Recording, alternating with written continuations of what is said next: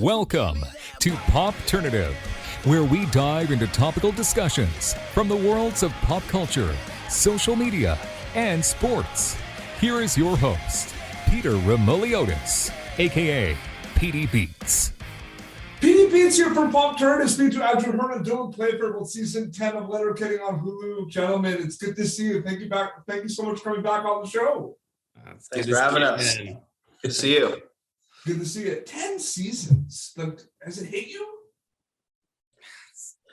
And it feels like yesterday, dude. It's like the pandemic. You hear like, yeah, it's been 2 years or 3 years or however long it's been since that started. I don't want to compare our fantastic show to a terrible pandemic, but the time really does fly, man. It does feel like yesterday that we got. Andrew, it's 6 episodes per season, so it's it feels a little bit kind of not misleading, but it's they're not like 20 episodes a season. Exactly. Yeah, for sure. Yeah, it's pretty crazy. Sorry, go ahead. No, I was just gonna say it is. When I actually stop and think about it, it does feel like just yesterday, Dylan and I were reading lines in, was it the National Pub in Vancouver? Or no, the Pint. Yeah. With the closed Pint with Jared and Nate in like the closed bar, and we were just like, all right, this is sweet. But we're young kids, like partying and not really caring too much about the next day, and so it is weird to think like if you put yourself back in that room that we'd be 10 seasons in. It's a bit of a trip. Yeah, it's crazy. Now, Dylan, if you look at this season, you look at all the seasons with all the characters, Riley and Jonesy. So many things happen, so many things change. I mean, Shorzy's gone. You guys are pretty happy about that, but like, it's one of those things where is it cool to see the growth, even if it's just kind of like two hockey guys like Riley and Jonesy, like the growth season to season, see the reception online of the growth of all the characters, Dylan? Yeah, absolutely. I mean, I think it's something that, I credit so much of the success to the writers. And I think you have to when you have, these situational comedies where, it really is, as much as there's not much going on, there's so much going on. And that's credit to Keeso and to Tierney. They give us a lot to work with and to play with. And, we've evolved as much as we're still, Tweedledee and Tweedledum, and I think we need each other to formulate an entire human brain. We've come a long way and we've done a lot of stuff, and I think the thing that I'm the most impressed by is how seamlessly we interact with every single group of characters, and that's huge credit again to the writers. They make us look good.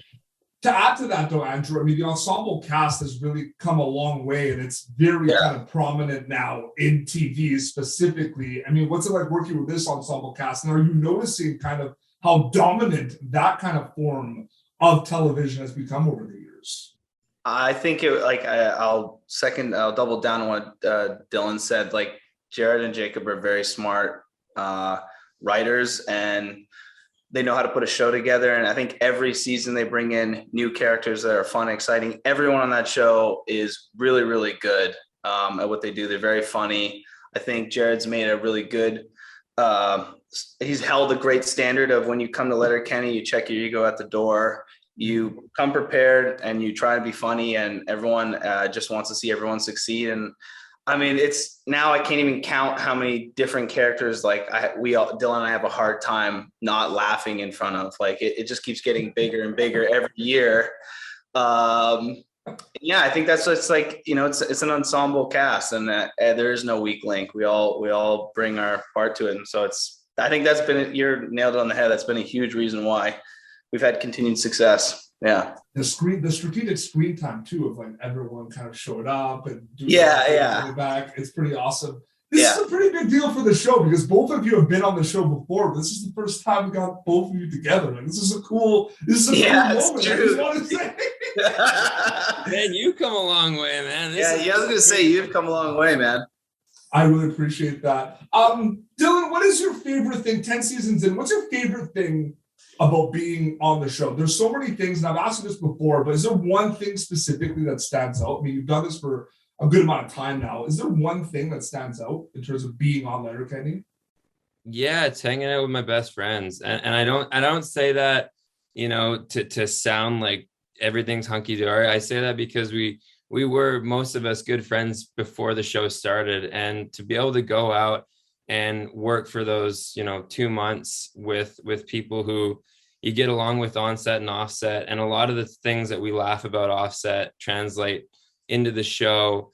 And we've used the term summer camp time and time again, and COVID was a bit different. We had to be isolated and locked down, and it's obviously a big hurdle that we've all had to jump to get shows made. But I can honestly say, I've yet to be a part of a show where there's that much genuine chemistry. And, I really do look forward to going out there and spending time with the folks. And the fact that we get a fantastic show out of it every season is kind of just gravy. It's gravy on the mashed potatoes. I said that once in an interview, and someone just started laughing the whole time. Like, I've never heard that before. Like, I was like, it's bonus. It's gravy on mashed potatoes. Kind of ruined the bit in the interview because he was laughing like for 2 minutes after. It's like when Billy Bob Thornton said, it just reminded me of when Billy Bob Thornton said Canada's like mashed potatoes without the gravy, and he got like banned from Canada. Actually, it's good. It's interesting you say that. This is a Canadian show, Andrew. Obviously, it started, on Crave and everything. The reception has been incredible. Moving kind of to the States on Hulu and everything. You probably have these kind of talks, with Keeso and Jacob about like what's it going to be like. And I'm sure there's going to be an appeal, but to see how amazing it's doing in the United States is pretty awesome, right, Andrew? Yeah, I was saying, anytime you get more people watching the show and they're genuinely excited about it, no one's ever going to complain about that. And I will say, American fans are particularly enthusiastic, and I'm sure the entire cast can say they've had some weird, or not weird is not the right way to say it, surprising fans come up to you, and people you wouldn't suspect that would be fans of the show. I feel like there's a lot of people where it's kind of their dirty little secret, and I just I'm just grateful that it's taken off this much. And people in the UK, Scotland, New Zealand, Australia, like anywhere where they predominantly speak English, not to say it wouldn't translate elsewhere, but of course, it's making the rounds. I always kind of related to Summer Heights High, that Australian show. Like I think they get a little flavor of Canada, and especially rural Canada, and the culture that exists there. And I think it's kind of exotic to places like England and Scotland, and then in the US there's a lot of similarities. So I wasn't surprised, but I was happy. Yeah, I think it goes back, and Dylan, I'd like you to kind of comment on this too. I think it also goes back to the relatability. Like, people are like, this reminds me of the small town that I grew up in, near Pennsylvania. Like, I think that's a big thing as well, right? Like, obviously, maybe it's not as over the top as the focus of Letterkenny, but it's got kind of that, it reminds me of the small, the small bar down the street. Like, it kind of has that familiarity, right, Dylan, a little bit? There are so many people who come up to me and say, I know someone from Letterkenny, or I grew up with someone who was just like Squirrely Dan, or you remind me so much of this one person.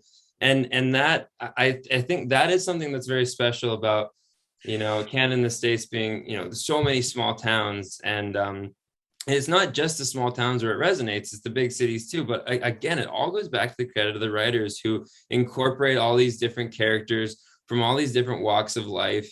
And they put them through the filter of this like hilarious writing where, the wordplay is really clever and the jokes translate. And then the characters are, as you mentioned, they're universal, they're relatable. Everyone seems to know someone from Letterkenny in their personal life. And I think that builds this connection with fans to the show where they feel like it's for them.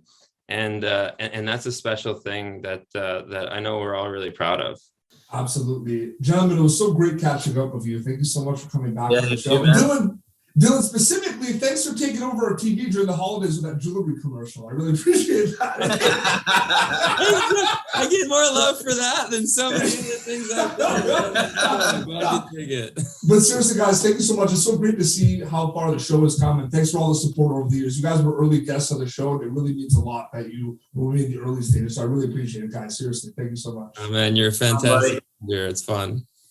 Good to see you again, buddy. How's it going? Yeah, this has been me signing off for Pop Alternative with Andrew Herr and Dylan Playfair from Letterkenny Season 10 on Hulu. Thank you for your time. Thank you for tuning in to Pop Alternative. Make sure to check out our past episodes of Pop Alternative on YouTube.